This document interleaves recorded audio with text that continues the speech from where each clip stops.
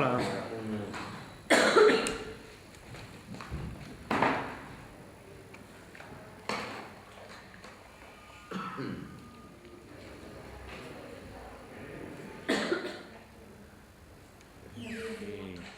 Hai temas verdadeiramente importantes e temas de calado. Algún, como o impuesto de sucesións, non só atañen ao día a día, sino que directamente van a beneficiar ao que son os cidadáns.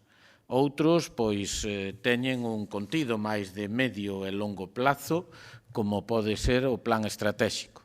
E outros, como decía, o que posicionan na defensa de Galicia e, polo tanto, aí van a encontrar o apoio do Grupo Parlamentario Popular para demandar do Estado, como antes decía, que se den criterios de distribución xustos á hora de repartir o FCI, que é o mismo tamén que estamos facendo á hora de defender o Fondo de Cooperación, pero que se manifesta en outras áreas tamén, como pudo ser con respecto ao decreto do carbón ou, como antes decía, o posicionamento en defensa dos usuarios das autovías para que podan ter bonificacións, sobre todo aqueles que de forma asidua circulan por esas autovías.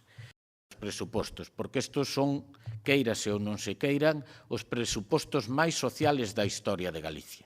Nunca tantos cartos se dedicaron dentro do que un ten ao gasto social. 3 de cada 4 euros, o 75% de ese presuposto. Polo tanto, un solo pode adicar o que realmente ten.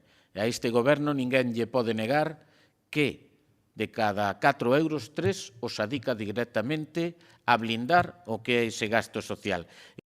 E, por outra parte, que sigue sendo a crisis, como antes decía, a prioridade deste goberno.